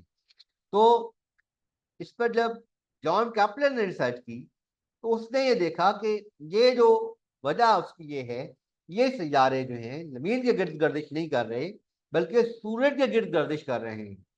तो ये जो मुशाहिदा है, यानी रेट्रोग्रेड मोशन की वजह से जो मुशाहिदा होता है, उसके नतीजे में जो कैपलर ने अपना लॉज बनाए हैं प्लानिटरी मोशन के बारे में, वो प्लैनेट्स के बारे में बिल्कुल सही है, बशर्ते कि जमीन को प्लैनेट ना माना जाए। जमीन को प्लैनेट नहीं मानेंगे हम, और उसको निकाल के जो बाकी जिनको प्लैनेट माना जाता है वो वाकईतन सूर्य के गिर्द गर्दिश करते हैं।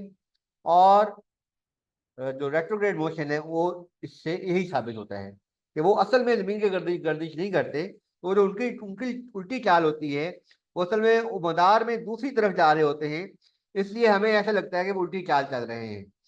तो ये उनके मदार हैं, वो जमीन के गिर्द बज़ाहिर जमीन भी उन मदारों के अंदर आ जाती है। बहुत से जो खास तौर पर जो आउटर प्लैनेट्स हैं, यानी मुश्तरी है, जुपिटर है, सैटर्न है, और यूरेनस है, नेपच्यून है, प्लूटो है, उनके जो ऑर्बिट्स हैं ना वो इतने बड़े हैं कि जमीन भी उन सैयारों के अंदर आ जाती है। तो अब इस वजह से जो है ना वो जो लोग थे, यानी कि जो कदीम बाई नफलियात थे, वो ये समझते थे कि शायद जमीन के गिर्द गर्दिश करते हैं।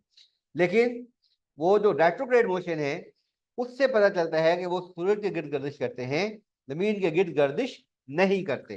तो वह कैफ इससे पता चला कि जो हमारा सिस्टम है, सोलर सिस्टम, वो अकेला सिस्टम नहीं है, बल्कि वो जमीन के निज़ाम का एक हिस्सा है। तो इसको हम सोलर सिस्टम कहने के बजाय जियो सोलर सिस्टम कहेंगे, जियो सोलर सिस्टम, क्योंकि जमीन, जो सूरज जो है वो तमाम सियारों समेत जमीन के गिर्द गर्दिश करती है।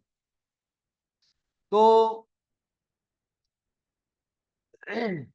इस बुनियाद पर कि सूरज के गिर्द सियारे गर्दिश करते हैं, जब ये मान लिया गया, तस्लीम कर लिया गया, तो इस बात को दलील बनाकर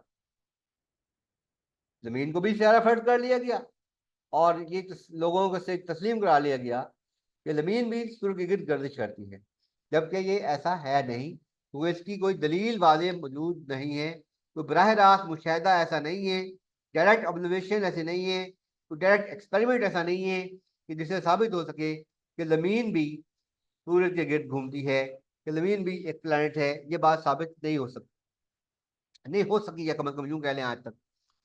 और जो कुरान और हदीस की तस्रीहात से हमें यूं ही लगता है कि ज़मीन जो है वो चूँकि प्लानट नहीं है, तो कभी आइंदा भी ये मुमकिन नहीं है कि इसे प्लानट साबित किया जा सके। तो अब इन दोनों में से कौन सा मॉडल दुरुस्त है, हेलियोसेंट्रिक मॉडल या जियोसेंट्रिक मॉडल? तो हमने ये तज्जिया करके देख लिया है कि दोनों में खामियां हैं। जियोसेंट्रिक मॉडल में भी खामी है, उसमें सैयारों को समझा जाता था कि वो भी ज़मीन के गिर्द गर्दिश करते हैं, तो ये उसमें खामी थी। ये ऐसा नहीं है, सैयारे जो हैं वो जमीन के गिर्द गर्दिश नहीं करते। हाँ, चांद और सूरज जमीन के गिर्द गर्दिश करते हैं। इतनी बात जियोसेंट्रिक मॉडल में दुरुस्त है। और जो हेलोसेंट्रिक मॉडल है उसकी ये जो बात है कि जमीन भी सैयारा है और वो भी सूरज की गर्दिश करता है, ये इसका हिस्सा गलत है। और बाकी जो हिस्सा है कि जो एक्चुअल सैयारे हैं जिनको हम आसमान पर मुशाहिदा करते हैं, जिनका वो जो है वाकईतन सूरज के गिर्द गर्दिश करते हैं। और इस एतबार से इतना हेलियोसेंट्रिक मॉडल इतना दुरुस्त है। हेलियोसेंट्रिक मॉडल में कुछ हिस्सा दुरुस्त है और कुछ हिस्सा जियोसेंट्रिक मॉडल में दुरुस्त है। तो हम जो है जिस नजरिए कायल हैं वो ना तो कुली तौर पर जियोसेंट्रिक मॉडल को दुरुस्त समझते हैं और ना ही कुली तौर पर हेलियोसेंट्रिक मॉडल को दुरुस्त समझते हैं। कुरान और सुन्नत की रोशनी में बात कर रहा हूँ मैं। हाँ, हमारा नजरिया ये है कि मॉडल जो है वो असल में दुरुस्त मॉडल कौन सा है, जियो सोलर सिस्टम, जियो सोलर मॉडल। फिर इसमें सूरज को जमीन के गिर्द गर्दिश करता हुआ तस्लीम किया जाए और ये भी माना जाए कि जो सैयारे हैं वो सूरज के गिर्द गर्दिश करते हैं। अब ये एक तहकीक तलब मामला है कि आया जो अब नए से सैयारे दरियाफ्त हो रहे हैं दूर दराज, कुछ सियारे ऐसे भी हैं जो बहुत ज़्यादा दूर भी नहीं है, सोलर सिस्टम के करीब हैं, तो वो सियारों के बारे में, उनके बारे में समझा जाता है कि वो भी हमारे सोलर सिस्टम का हिस्सा हैं। तो उनके बारे में अभी तहकीक बाकी होना बाकी है कि आया वो सूर्य के गिर्द गर्दिश करते हैं या असल में ज़मीन के गिर्द गर्दिश करते हैं। लेकिन ये चीज़ तहकीक तलब है, इसके बारे में हम अभी हतमी राय कायम नहीं कर सकते। तो बाहर क्या है, इतना ज़रूर है कि वो सैयारे जो वीनस, मरकरी, जुपिटर और सैटर्न और यूरेनस, नेपच्यून, प्लूटो, ये सारे सैयारे जो हैं वो सूर्य के गिर्द गर्दिश करते हैं। ये इतना मामला ठीक है, इतना सोलर सिस्टम ठीक है। सिर्फ सोलर सिस्टम में से जमीन को निकाल दें, निकाल दे का मतलब हमारा ये है कि उसको सैयारे के तौर पर कैटेगराइज ना करें, सैयारे के तौर पर क्लासीफाई ना करें, बल्कि उसकी यूनिक हैसियत को तस्लीम करें और ये तस्लीम करें कि सूरज जमीन के गिर्द गर्दिश करता है अपने सैयारों समेत। तो इसको हम कहेंगे कि ये है हमारा कुरान और सुन्नत के मुताबिक सही नजरिया। अल्लाह ताला से दुआ है कि हमें हक बात को समझने और उसको तस्लीम करने तौफीक अता फरमाए। नौजवान को मेरी दरख्वास्त है कि लिल्ला जज्बाती ना हो, इस मामले को खुले जहन से तहकीक करें। ये किसी मौलवी की बात नहीं है, अगर किसी मौलवी की बात होती तो मैं हरगिज़ आपको ना कहता कि आप जो है इसको तस्लीम कर लें। आजकल ये बड़ी बहस चल रही है कि ये मौलाना अमरुल्लाह खान बरेलवी जो मरहूम हैं, उनकी किताब है फौज मुबीन दर हरकत रद्द ज़मीन, दर रद्द हरकत ज़मीन। तो ये जो किताब है, हमारा इस पॉडकास्ट का या इस जो हमारा आज की वीडियो है, इसका असल सबब वो रिसाला नहीं है। पहली बात तो ये समझ लें आप अच्छी तरह, क्योंकि मैंने पूरी अपनी वीडियो में इस रिसाले का हवाला नहीं दिया। सारे जो हवाले दिए हैं कुरान से, हदीस से, और जो हमारे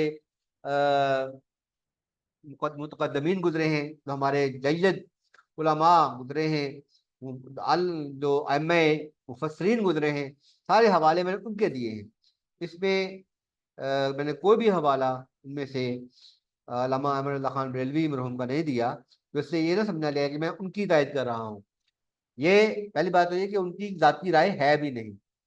हाँ, उन्होंने जो रिसाला लिखा है उसके मंदरजात से हमें मंदरजात से बाज तहरीरों से इख्तलाफ हो सकता है, लेकिन इसका मतलब ये नहीं है कि ये उन्होंने ईजाद किया है नजरिया। जमीन के साकिन होने का नजरिया अहमद रजा खान बरेलवी की ईजाद नहीं है, बस ये वाजिब करना मेरा मकसूद है। बल्कि ये कुरान और सुन्नत की बात है, और जो कदीम मुफस्सिरीन जितने भी हैं वो सब जमीन को दरमियान में साकिन मानते थे, जमीन को साकिन मानते थे, और सूरज को इसके गिर्द गर्दिश गर्दिश करता हुआ मानते थे। ये तमाम मुफस्सिरीन का कह लो कि एक किस्म के मुतफिक का कह लो कि नजरिया था। हाँ, ये तो 16वीं सदी के बाद जो है, 16वीं ईस्वी सदी जो है, पर्डिकस के बाद, बल्कि पर्डिकस के वक्त भी ये नजरिया इतना जो है ना वो राइज नहीं हुआ था। ये तो जब जॉन केपलर ने अपना कवानीन पेश किए, उसके बाद गैलीलियो गैलीली का मुकदमा चला अदालत में, तो ये वाकया मशहूर हुआ ज्यादा। आपको पता है कि गैलीलियो गैलीली के खिलाफ चर्च ने मुकदमा किया था, जब गैलीलियो गैलीली ने कहा था कि जमीन सूर्य के गिर्द गर्दिश करती है, सूरज जमीन के गिर्द गर्दिश नहीं करता। तो चूंकि बाइबल में भी जमीन को साकिन माना गया है, और सूर्य को जमीन के गिर्द गर्दिश करता हुआ तस्लीम किया गया है। सूरज को जमीन के गिर्द गर्दिश करता हुआ तस्लीम किया गया है, यानी जियो साइंटिफिक थ्योरी के मुताबिक बाइबल जो है लिखी गई है। अब ये जो गैलीलियो ने जो कि उसकी नफी कर दी, उसका इनकार कर दिया था, तो चर्च ने गैलीलियो के खिलाफ बाकायदा मुकदमा चलाया था। उस वक्त से जो थ्योरी थी, हेलियोसेंट्रिक थ्योरी जो है, वो ज्यादा पजीर हुई। यानी मजहब के खिलाफ एक नफरत पैदा हुई यूरोप में, गैलीलियो के खिलाफ मुकदमा चलाने की वजह से। यूरोप में मजहब के खिलाफ नफरत पैदा हुई, खासतौर पर ईसाई मजहब के खिलाफ। ईसाई मजहब के जो अकायद हैं, खासतौर पर जो सैयदना ईसा अलैहिस्सलाम को खुदा मानना है, यानी एक इंसान को खुदा बनाने का तस्वुर, कि इससे साइंसी तहकीक जो है वो ज़ाहिर है इसको कैसे तस्लीम कर लिया कि एक इंसान खुदा हो सकता है। तो इसलिए लोगों में मजहब के खिलाफ नफरत पैदा हुई। जब मजहब के खिलाफ नफरत पैदा हुई, तो उन्होंने जो मजहब की जितने भी नजरियात थे उनके खिलाफ जो जो मुकदमात थे, जो उनके खिलाफ नजरियात थे, उनको ज्यादा पजीराई देना शुरू कर दी। तो इसीलिए ये जो हेलोसेंट्रिक मॉडल है, ये भी असल में मजहब के खिलाफ रद्द अमल के तौर पर जो है इसकी ज्यादा पजीराई हुई है। और जो जदीद दुनिया में इसको जो इतना ज्यादा प्रमोट किया जाता है, उसका सबब यही है कि इसको मजहब के खिलाफ एक आला जो है ना बनाया जाता है। मजहब को गलत साबित करने के लिए ये एक टूल इस्तेमाल किया जाता है कि देखें, मजहब तो कहता है कि जमीन जो है वो साकिन है, और सूरज जमीन के गिर्द गर्दिश करता है। जबकि हम कहते हैं, साइंस कहती है कि सूरज साकिन है या सूरज दरमियान में है, और जमीन सूरज के गिर्द गर्दिश करती है। तो मजहब जो है साइंस को नहीं मानती, यानी उनका उनका मुकदमा है ये। यानी जो यूरोपीय या वेस्टर्न मीडिया है, उसका मुकदमा है मजहब को बदनाम करने के लिए, दीन को बदनाम करने के लिए, इस्लाम को बदनाम करने के लिए, और एज ए होल ईसाइयत को भी और यहूदियत को भी बदनाम करने के लिए। उनका जो मकसद था मजहब को बदनाम करना, वो इससे पूरा होता है। वो इसको एक टूल के तौर पर इस्तेमाल करते हैं। हालांकि मैंने जैसे अर्ज किया, आप खुद तहकीक कर लें कि एक भी ऐसी दलील नहीं है, एक भी ऐसा मुशाहिदा नहीं है, एक भी ऐसी डायरेक्ट ऑब्जर्वेशन नहीं है जिससे साबित हो सके कि जमीन सूरज के गिर्द घूमती है। आप तहकीक कर लें, और अपने जो है कमेंट्स जो हैं वो कमेंट सेक्शन में ज़रूर दें, बताएं हमें कि आपकी इस बारे में क्या राय है, और अपनी तहकीक करने के बाद अपनी राय जाहिर करें। जज़ाकल्लाहु खैरा कि आपने इतनी देर जो है हमारे साथ गुजारी है। अल्लाह ताला जो है हमें सही समझ की तौफीक अता फरमाए, दीन हक को समझने और उस पर अमल करने की तौफीक अता फरमाए। और हमसे जब कोई गलती और कमी कोताही रह गई है, तो इसको उसकी बारे में हमें अपनी इस्लाह करने की तौफीक अता फरमाए। आमीन या रब्बल आलमीन।